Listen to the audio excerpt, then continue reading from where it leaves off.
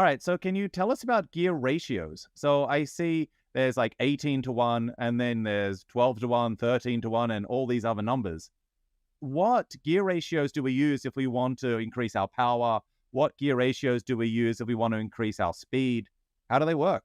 That's a great question. And to pretty much make this extremely easy for people to understand, I'm going to say this sentence in very simple terms. Everyone will understand gear ratios right now. 12 to 1, 18 to 1. What is that number?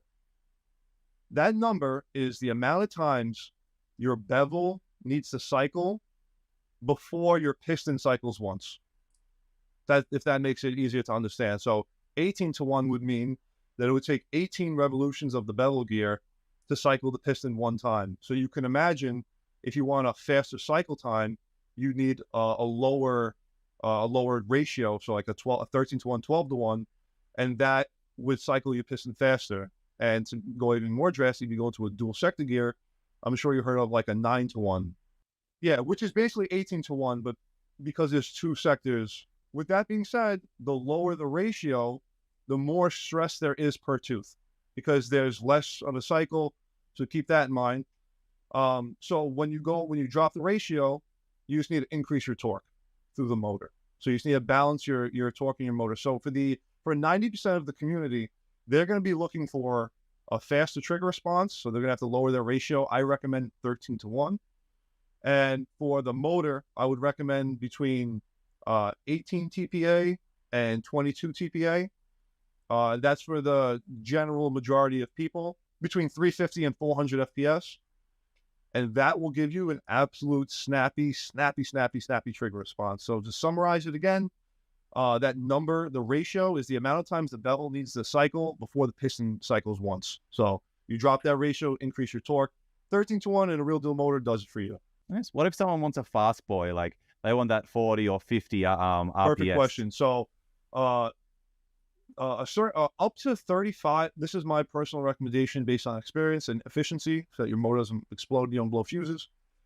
For single set, there's two main types of sector gears. There's plenty, but there's two main types of sector gears that the community uses the majority of the time. It's a single sector gear and a dual sector gear. The single sector gear, I would recommend that the maximum rate of fire build that you make for it would be no more than 35 rounds per second. And the way you can achieve that is basically with 13 to 1 ratio gears and a 35K motor, roughly, give or take. That's a general spec right there. Anything more than 35 RPS, you should be designing a dual sector gear system. The reason why is because your tap and plate timing is a lot faster. You're cycling twice as fast. And at that point, you're able to achieve higher rates of fire much easier than a dual sector gear. You won't be able to feed properly because the piston has to travel a full distance with a single sector gear. So to summarize it again, for a single sector gear build, 13 to 1s with a 35K motor is pretty much the maximum that I would build, around 35 RPS. But anything more than that, go the dual sector gear route. And a lot of people were confused on how to build dual sector gears.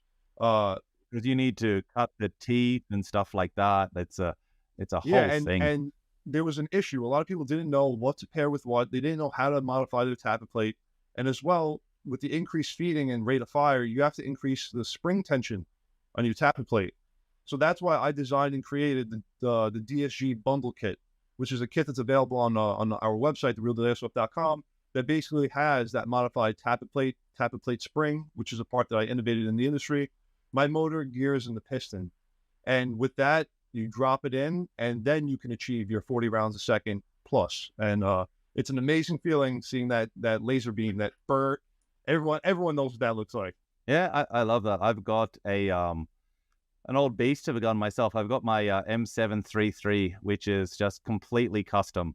It's about $1,000 for all the external customs, and then it's about $1,000 for the internal customs. But it's doing 50 RPS.